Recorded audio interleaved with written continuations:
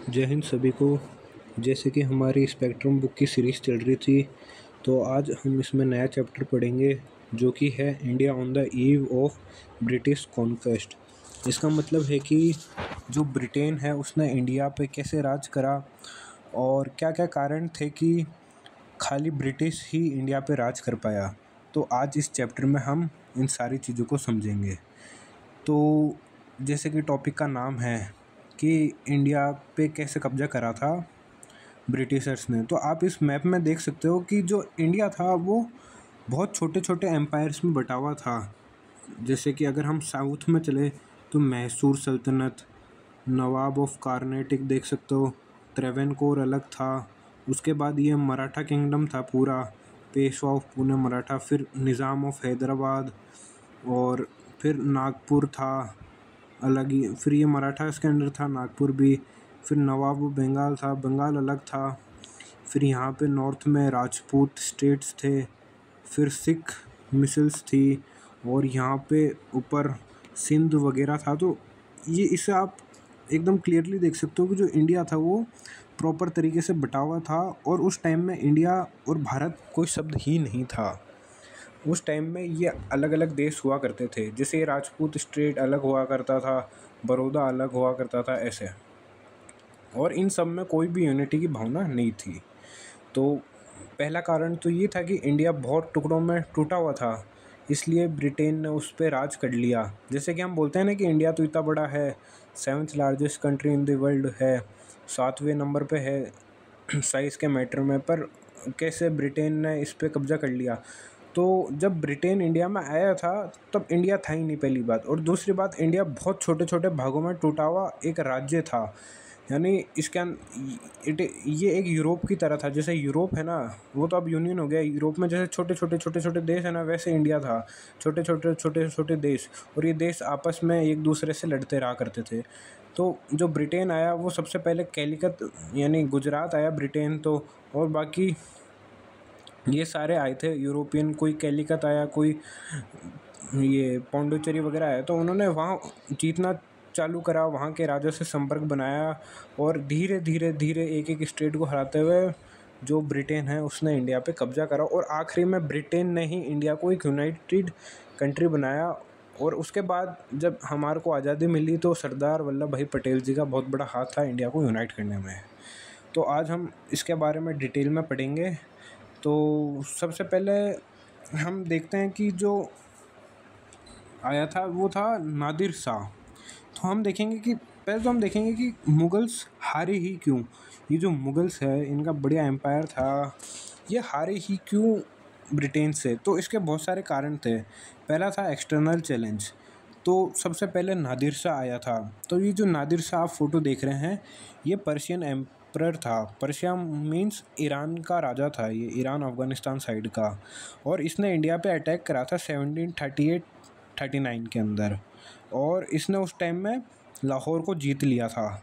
उसके बाद इसने करनाल में फरवरी 13 1739 में मोहम्मद शाह रंगीला को हरा दिया था और उसको जेल में बंद कर दिया था। प्लस ये इंडिया से कोहिनूर, ये जो कोहिनूर हीरा है वो चुरा लिया था। प्लस पीकॉक थ्रोन जो था, ये जो आप देख पा रहे हो ना, ये थ्रोन इसे कहते हैं पीकॉक थ्रोन। इन दोनों को उसने चुरा लिया था और अपने साथ ले गया था। उसके बाद ये कोहिनूर तो आप जानते हैं कि इंग्लैंड की रानी के ताज पे है अभी भी। तो ये जो था, ये नादिर शाह ही था जो इंडिया से बाहर इसे लेके गया था। अंडर उस टाइम में इंडिया था मोहम्मद शाह के रूल के अंदर। प्लस वो इंडिया में 70 करोड़ रुपीस की लूट करके गया था, 70 करोड़ रुपीस की। तो एक तरीके से जो नादिर शाह था ये एक लुटेरा ही था। तो इसके बाद नादिर शाह तो चले गया। उसके बाद इसने अपना बंदा यहाँ पे छोड़ गया जो था अहमद शाह दुरानी और अहमद शाह अब्दाली। अहमद शाह अब्दाली और अहमद शाह दुरानी एक ही आदमी हैं। अगर ऐसा कभी क्वेश्चन आए तो आप समझ जाना कि दुरानी और अब्दाली एक ही है। तो नादिर शाह इंडिया से गया तो उसने अपनी जगह किसको, अहमद शाह अब्दाली को इंडिया में छोड़ दिया।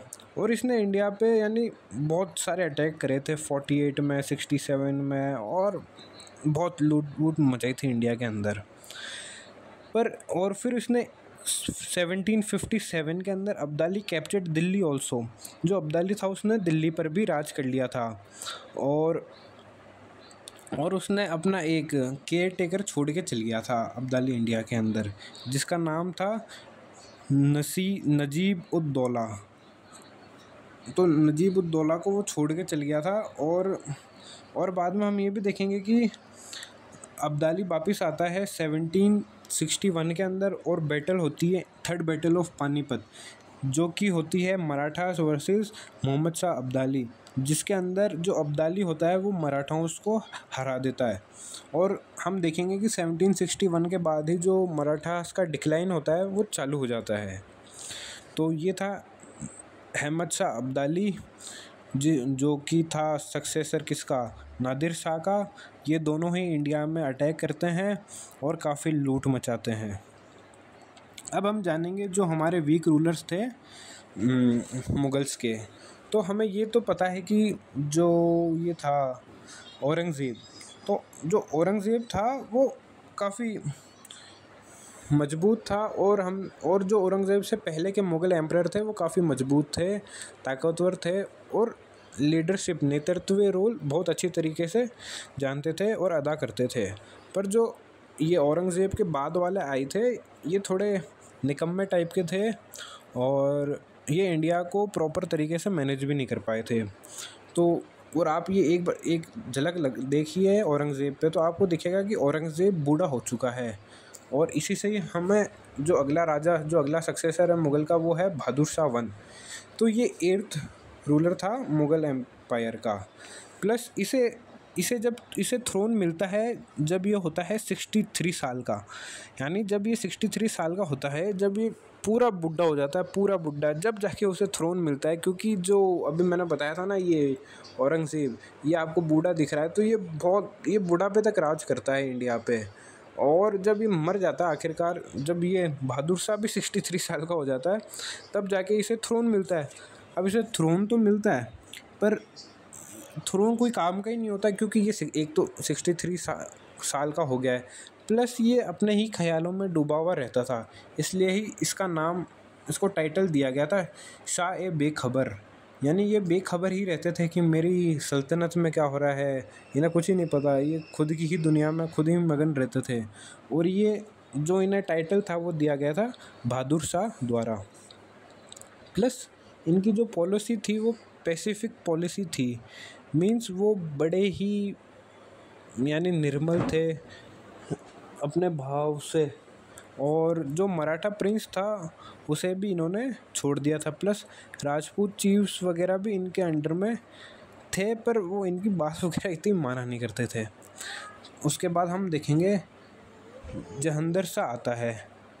जहांगीर शाह जो होता है वो आता है आफ्टर बहादुर शाह के, और ये इंट्रोड्यूस करता है इजारा system to improve financial condition of the empire. तो इजारा सिस्टम होता है रेवेन्यू फार्मिंग।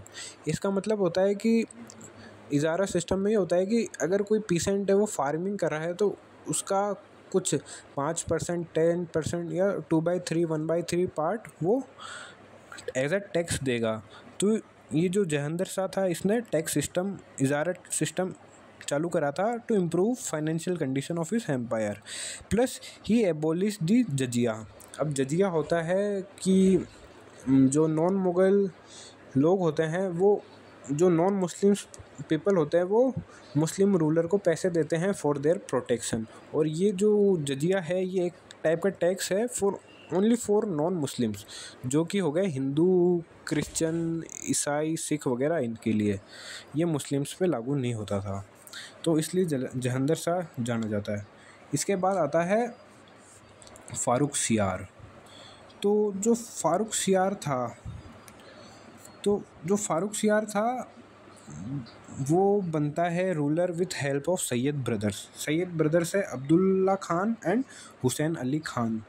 ये दोनों बहुत ही मजबूत भाई होते हैं और इन्हें किंग मेकर भी कहा जाता है, और इन्हीं की मदद से फारुखसियार भी राजा बनता है। Plus he follow the policy of tolerance. ये भी जहांगीर शाह की तरह बड़ा ही टॉलरेट था रिलीजियस पॉलिसी को लेके, सेम एज बहादुर शाह। बहादुर शाह भी बहुत ये था, पेसिफाई था, बड़ा ही टॉलरेटेड था लाइक अकबर। उसके बाद जहांगीर शाह भी बहुत ही टॉलरेट था सारे रिलीजन को लेके, और उसके बाद जो फारुखसियार आता है वो भी बहुत टॉलरेट होता है रिलीजियस पॉलिसीज़ को लेके। प्लस ये किंग बनता है with help of Sayyid brothers and he follows the same rule and he also abolish the जजिया एंड पिलग्रिमेज टैक्स। प्लस जो फारुखसियार को याद किया जाता है कि इतने सारे ये लेटर मुगल्स थे, उनमें से आप किसी को ही नहीं जानोगे। आप एक तो बहादुर शाह को जानोगे, बहादुर शाह सेकंड, और एक फारुखसियार को।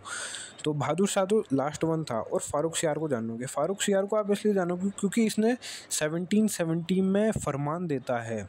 किसको किसको फरमान देता है? ये ब्रिटिशर्स को फरमान देता है ये फरमान देता है कि आप इंडिया के अंदर खुली ट्रेड कर सकते हो। और आप बाद में देखोगे जो फारुखसियार था उसे इसी के ही बंदों ने, यानी सैयद ब्रदर्स ने ही इसको मार दिया था। जिसने इसे राजा बनाया था उसी ने इन्हें इसे मार दिया था। ये 1713 के अंदर गद्दी पे बैठा था और 1719 में इसको मार दिया गया था। इसका मतलब ये 6 साल यानी करीब 5 से 6 साल ही रूल कर पाया था, पर इसने 1717 के अंदर फरमान दे दिया था ब्रिटिशर्स को। ठीक है, इसके बाद अगला रूलर आता है रफ़ी-उद-दौला। तो जो रफ़ी-उद-दौला था वो था shortest ruler of the Mughal empire. ये था shortest ruler of Mughal empire. इसने कुछ भी नहीं करा था।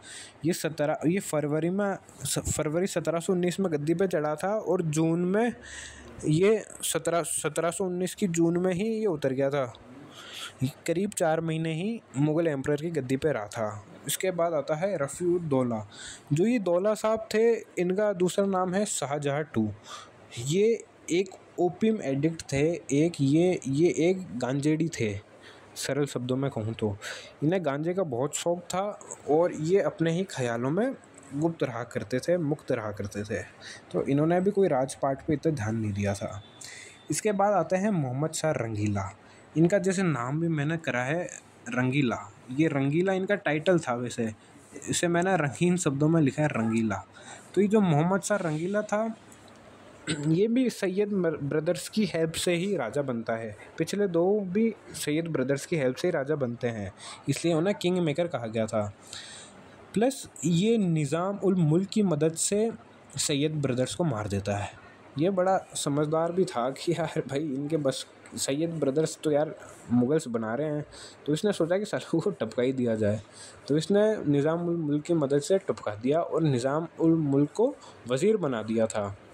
प्लस ये रंगीला आदमी था, आप देख सकते हो इधर 2 औरतें खड़ी है दारू की बोतलें लेके, प्लस पीछे एक औरत है वो इसको हवा दे रही है, इसके हाथ में भी हुक्का है।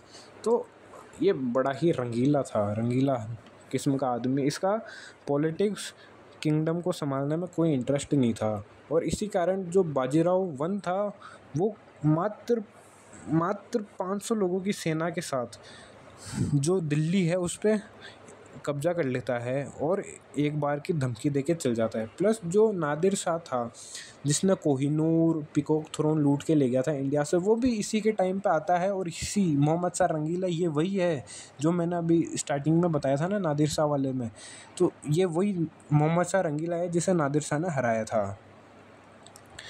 प्लस आप ये भी देखोगे कि नादिर शाह जो था वो बैटल ऑफ करनाल में था, और बैटल ऑफ करनाल हुई थी जिसमें नादिर शाह ने इसको हरा दिया था। प्लस इसको नादिर शाह रंगून की जेल में रंगून की नहीं, नादिर शाह इसको जेल में बंद कर देता है और अपने बंदे को छोड़ देता है।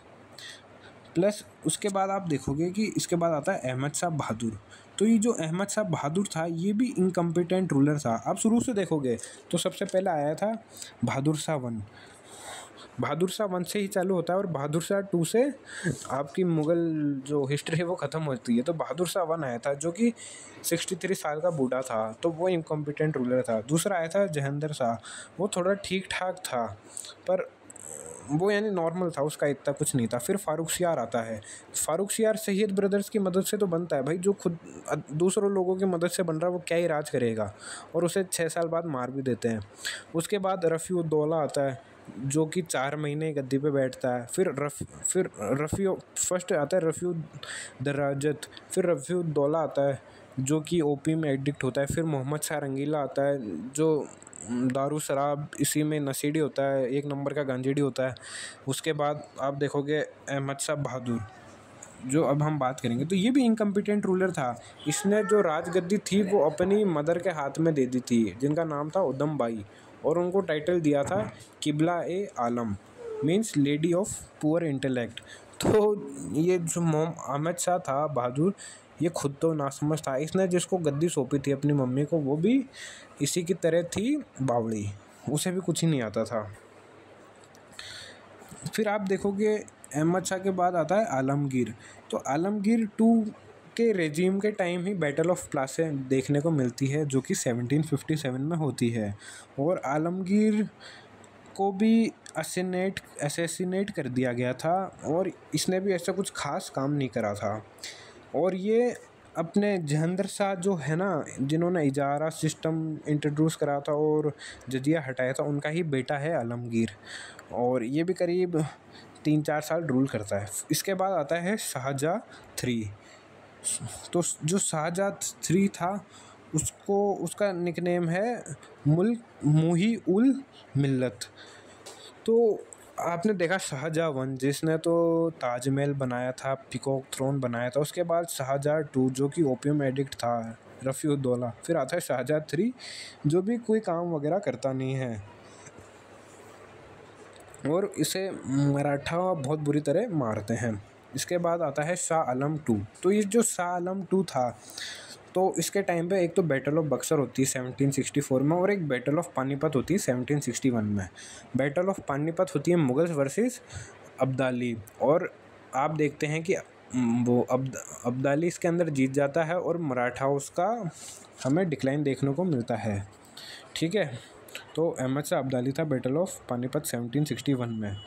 और इसी के टाइम आप देखोगे कि और इसे यानी इस टाइम तक, ये 1788 की बात है, तो इस टाइम तक आप देखोगे कि जो ईस्ट इंडिया कंपनी है उसका इंडिया में बहुत हद तक राज हो जाता है, और ब्रिटिश ईस्ट इंडिया कंपनी इसको अपने प्रोटेक्शन में रखती है। कहाँ पे? इलाहाबाद में। तो आप देख रहे हो कि east India company Mughal emperor को अपने प्रोटेक्शन में रख रही है, वो भी दिल्ली में नहीं, इलाहाबाद में। इसका मतलब जो मुग़ल एम्परर थे उनका डिक्लाइन बहुत हद तक हो चुका था, बहुत हद तक नहीं, पूरा ही हो चुका था। इसके बाद हम देखेंगे अकबर शाह 2। तो एक तो आया था अकबर, जिसको आप सब जानते हो, जोधा अकबर सीरियल भी देखा होगा। इसके बाद आया था अकबर शाह 2। तो ये जो अकबर शाह 2 था, इसने टाइटल दिया था राजा। राजा का टाइटल किसे दिया था? राजा राम मोहन रॉय। जो राम मोहन रॉय को जो राजा आप लगाते हैं स्टार्टिंग में, राजा राम मोहन रॉय, तो ये जो राजा का टाइटल है वो अकबर शाह 2 ने ही दिया था।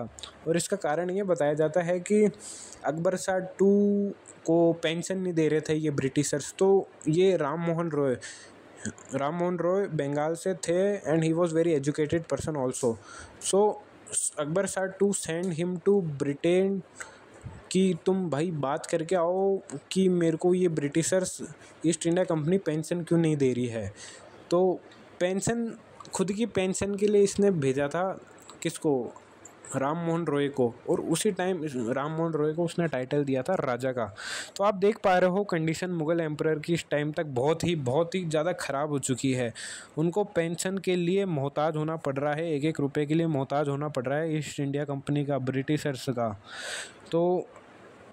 तो ये राजा राम मोहन रॉय वाला आपने सीन देखा। प्लस इस टाइम तक ईस्ट इंडिया कंपनी ने जो कॉइन होते थे मुग़ल से एम्परर के नाम से, वो भी इशू करना बंद कर दिया था कि भाई अब कौन हो तुम मुग़ल एम्परर, कोई नहीं हो भाई, अब हम है जो है, ईस्ट इंडिया कंपनी है, ब्रिटिशर्स है। और इसके बाद जो आखिरी रूलर है मुग़ल एम्परर का, वो है बहादुर शाह जफ़र। तो बहादुर शाह से ही चालू हुआ था, बहादुर शाह जफ़र और बहादुर शाह सेकंड, कुछ भी बोलो आप। तो बहादुर शाह 1 से लेटर मुगल्स चालू हुए थे, इनकम्पिटेंट रूलर चालू हुए थे, और बहादुर शाह 2 पे ये इनकम्पिटेंट मुग़ल रूलर्स की कहानी ख़त्म होती है। तो ये आखिरी रूलर था, और इसी के टाइम पे रिवॉल्ट ऑफ 1857 हुआ था। तो जो रिवॉल्ट ऑफ 1857 हुआ था, तो उसमें इसको king of India, emperor of India भी कहा गया था, स्वतंत्रता सेनानी के द्वारा। प्लस इस रिवॉल्ट को दबा भी दिया गया था आखिरी में ब्रिटिशर्स द्वारा। और जो बहादुर शाह था ये काफ़ी बूढ़ा हो चुका था, और इसे रंगूल जेल में भेज दिया गया था। Plus after this case of revolt of 1857, 1858 के अंदर मुग़ल एम्पायर ख़त्म हो जाता है पूरा, और 1 नवंबर 1858 से जो इंडिया है वो अंडर कंट्रोल हो जाता है क्वीन विक्टोरिया के बाय द डिक्लेरेशन।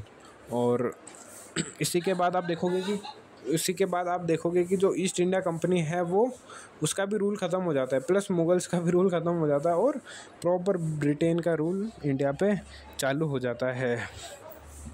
ठीक है, तो आज के चैप्टर में हमने समझा लेटर मुगल्स के बारे में। तो एक बार मैं स्पीड में रिवीजन करा देता हूँ। तो लेटर मुग़ल हमारा सबसे पहला था बहादुर शाह 1, जिससे मुगल्स चालू होते हैं, और ये 63 साल का था। उसके बाद जहांगीर शाह आता है, जिसने इजारा सिस्टम बताता है और जजिया को हटाता है। फिर फारुखसियार आता है, जो कि 1717 में ब्रिटिशर्स को फरमान देता है, प्लस सैयद ब्रदर्स की मदद से बनता है, और सैयद ब्रदर्स ही से मार देते हैं। फिर रफ़ी उद दराजत आता है, जो कि 4 महीने के लिए ही रूलर होता है, शॉर्टेस्ट पीरियड के लिए रहता है मुगल्स के रूलर की गद्दी पे आज तक। फिर आता है रफ़ी-उद-दौला, जो कि शाहजहाँ 2 जिसे कहा जाता है, और एक नंबर का नशीदी होता है। फिर आता है मोहम्मद शाह रंगीला, और इसी के टाइम पे नादिर शाह इंडिया में आता है, और पीकॉक थ्रोन 70 करोड़ रुपए और डायमंड, वो कोहिनूर डायमंड को ले जाता है इंडिया से। प्लस ये सैयद ब्रदर्स को भी मरवा देता है, और ये बैटल ऑफ करनाल में हारता है। फिर अहमद शाह बहादुर आता है, जो कि इनकम्पिटेंट होता है, और उसकी मम्मी राज करती है, जिनका नाम होता है उदम बाई, और किबला-ई-आलम उनका टाइटल होता है, और ये भी पुअर इंटेलेक्ट की लेडी थी। उसके बाद आता है आलमगीर 2, जो कि बेटा होता है जहांगीर शाह का ही, और इसी के टाइम पे बैटल ऑफ प्लासी होती है। इसका कोई रोल नहीं होता है बैटल ऑफ प्लासी में, बस ये होता है। और उसके बाद आता है शाहजहाँ 3। शाहजहाँ 3 भी कुछ ही नहीं करता, बस इसका नाम होता है मुही उल मिल्लत। इन्होंने अपने 2-2 नाम रख लिए हैं, और यूपीएससी का सिलेबस बढ़ाया ही है लेटर मुगल्स ने, उसके अलावा कुछ ही काम नहीं करा है। उसके बाद आता है शाह आलम 2, जो कि जिसके टाइम पे बैटल ऑफ बक्सर और बैटल ऑफ पानीपत होती है। पानीपत अहमद शाह अब्दाली वर्सेस मराठास होती है, और बैटल ऑफ बक्सर होती है। ठीक है, और ये बैटल ऑफ बक्सर बंगाल में होती है, और ये अंडर प्रोटेक्शन होता है किसके, ब्रिटिशर्स के। कहाँ पे रहता है? इलाहाबाद में रहता है शाह आलम 2। शाह आलम 2 के बाद में अकबर शाह 2 आता है, जो कि राजा का टाइटल देता है राजा राम मोहन रॉय को, टू इंक्रीज हिज सैलरी, वो पेंशन वगैरह की बात करने के लिए। ठीक है, बेचता है जब राजा का टाइटल देता है। प्लस इस टाइम पे जो ब्रिटिशर्स है वो मुगल के कॉइन इशू करना बंद कर देती है। और आखिरी मुगल एम्परर होता है बहादुर शाह 2, जो कि रिवॉल्ट ऑफ 1857 में होता है। और 1857 के रिवोल्ट के बाद में आप देखोगे कि क्वीन विक्टोरिया का राज इंडिया पे आ जाता है। थैंक यू, जय हिंद। इसी के साथ आज की क्लास को ख़त्म करते हैं।